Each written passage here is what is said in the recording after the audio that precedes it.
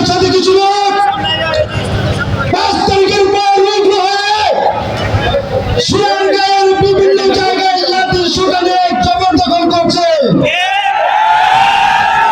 এবং বিএনপির নেতারা কোথাও কোথাও লাঠি মিছিল করেছে। প্রিয় বন্ধু ভাই, আপনাকে প্রশ্ন করি, 5 তারিখের আগে তারা কোথায় ছিল? 5 তারিখের আগে তাদের ভিডিও রাজপথে আমি দেখতে চাই। কিন্তু আমরা বুকে হাত দিয়ে বলতে পারি, এই যে এখানে মুকুল ভাই বকুল ভাই আছে সাক্ষী, রাজপথের প্রত্যেকটা প্রোগ্রামে সক্রিয় ছিলাম। কিন্তু বুকের সাহস দিয়ে বলতে পারি, সুরঙ্গের কোনো মেল বিবৃতিতে জবরদখল করতে চাই না।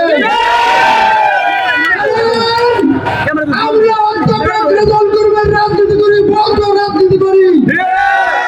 আমরা বকুল ভাই মুকুল ভাই জাফর ভাইয়ের রাজনীতি করি। আওয়ামী লীগ করি না যে আমাদের চোখে আঙ্গুল তুলবেন। আমি সুন্দরভাবে বলি, আমরা তৃণমূল থেকে উঠে এসেছি, ছাত্র দল থেকে উঠে এসেছি, যাদের কাছ থেকে রাজনীতি শিখেছি, অবশ্যই কখনো শিক্ষা দেয় না। কাজেই আমাদেরকে বন্ধ থাকতে দেন। যারা লাঠি শুনে রাজপথে জবরদখলের চেষ্টা করেন, তাদেরকে হুঁশিয়ারি করে বলতে চাই, আপনারা আমাদেরকে শান্ত থাকতে দেন, অশান্ত হওয়ার চেষ্টা করেন না।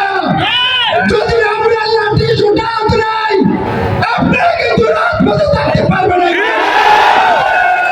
আরেকটি কথা বলি, শেষ করব। গতকালকে রাত্রে নোবেল ভাই বকুল ভাইদের নামে যে মামলা করেছেন, একটি মারামারির পুচকে মামলা। আমরা কিন্তু প্রায় অর্ধশতাধিক মামলা খেয়েছি, একটি কঠিন কঠিন মামলা খেয়েছি। মামলার পরে আমাদেরকে দেখাবেন না।